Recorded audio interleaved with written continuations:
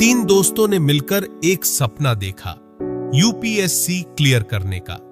लेकिन जब टिकट सिर्फ एक था तो क्या हुआ? जिसे टिकट मिला, क्या वो मंजिल तक पहुंच पाया? लेकिन जिस तरह पहुंचा, ये जानकर आप रो पड़ेंगे। बिहार के पश्चिमी छोर पर बसा एक छोटा सा गांव था, राजापुर। यहां की गलियां कच्ची थीं, लेकिन सपने पक्के।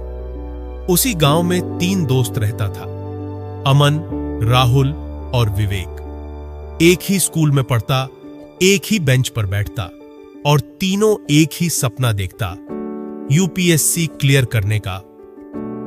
अमन का परिवार दिन रात खेतों में काम करता। पिताजी सुबह 5 बजे बैल लेकर खेत निकल जाते और मां सिलाई करके घर चलाती थी। अमन अपनी पुराने किताबें अखबारों में लपेटकर स्कूल जाता, लेकिन उसका जुनून ऐसा था कि फटी हुई कॉपी पर भी वो आईएएस का सपना देखता। वही राहुल के पिता गांव के स्कूल में अध्यापक थे। घर की हालत उतनी बुरी नहीं थी, लेकिन शहर की कोचिंग अफोर्ड नहीं कर सकते थे। राहुल पढ़ाई में तेज था, लेकिन उसे अक्सर लगता, क्या ये सब मेरे बस का है? विवेक गांव के सबसे बड़े जमींदार का बेटा, लेकिन दिल से बिल्कुल सीधा। उसे घमंड नहीं था और उसने अमन और राहुल के साथ उतनी ही मेहनत की जितनी कोई साधारण लड़का करता। तीनों की दोस्ती की मिसालें दी जाती थीं। 10वीं की परीक्षा पास करते ही गांव में हलचल मच गई। तीनों दोस्तों ने अच्छे नंबर लाए थे, लेकिन अब अगला पड़ाव था पटना, जहां अच्छे कॉलेज और कोचिंग थे। पर सवाल था पैसों का। अमन के पिता ने अपनी एक गाय बेच दी ताकि उसका दाखिला पटना के इंटर कॉलेज में हो सके। राहुल की मां ने अपने सारे गहने गिरवी रख दिए। विवेक को तो पैसों की जरूरत नहीं था, लेकिन उसने कहा, मैं अपने दोस्तों के बिना नहीं जाऊंगा। हम तीनों साथ चलेंगे, नहीं तो कोई नहीं जाएगा। तीनों पटना पहुंचे। एक छोटे से कमरे में 3 चटाइयां बिछीं, दीवारों पर 3 मोटिवेशनल कोट्स टांगे गए और फिर शुरू हुआ असली संघर्ष। पटना में जिंदगी आसान नहीं था। अमन दिन में कोचिंग करता, रात में होटल में बर्तन धोता। राहुल बच्चों को ट्यूशन पढ़ाता और फिर खुद की पढ़ाई करता। विवेक को पैसों की चिंता नहीं थी, लेकिन वो अपने दोस्तों से ज्यादा खर्च नहीं करवाता। एक दिन राहुल ने थक हार कर कहा, शायद ये रास्ता हमारे लिए नहीं है। कभी कभी लगता है कि भगवान अमीरों को ही चुनता है। तब अमन ने कहा, भगवान नहीं चुनता, हम खुद तय करते हैं कि किस मंजिल के लायक हैं। उनके बीच में एक वादा बना, जब यूपीएससी का फॉर्म निकलेगा, हम तीनों साथ बैठेंगे, साथ भरेंगे, और अगर सीट एक हो तो जो सबसे ज्यादा तैयारी करेगा वही जाएगा। तीनों ने मेहनत की हदें पार कर दी। लेकिन जब यूपीएससी का फॉर्म भरने का आखिरी दिन आया, एक दुखद सच्चाई सामने आई। पैसों की तंगी और सिस्टम की गड़बड़ियों के कारण सिर्फ एक ही टिकट मिल सका, दिल्ली की कोचिंग के लिए। तीनों चुप थे। टिकट अमन के हाथ में था, लेकिन उसने कहा, मैं नहीं जाऊंगा, तुम में से कोई एक जाओ। राहुल ने कहा, मैं भी नहीं जाऊंगा।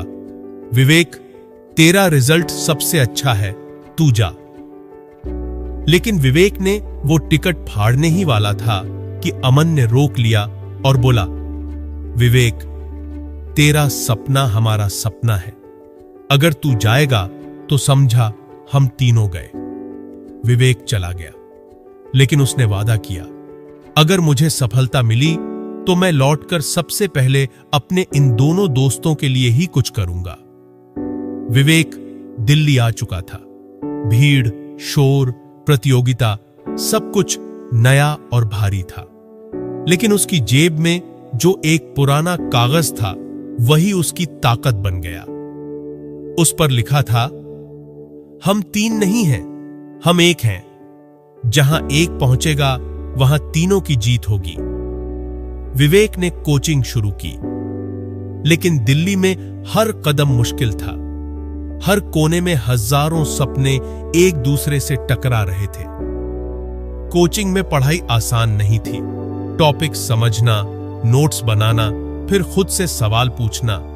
कभी कभी वह थककर रोने लगता, लेकिन जब भी हिम्मत टूटता, वह पटना से मिले अपने दोस्तों के ऑडियो मैसेज सुनता, जहां अमन बर्तन धोते हुए कहता, भाई तू बस पढ़, मेरी मेहनत तभी सफल होगा जब तू इंटरव्यू रूम तक पहुंचेगा।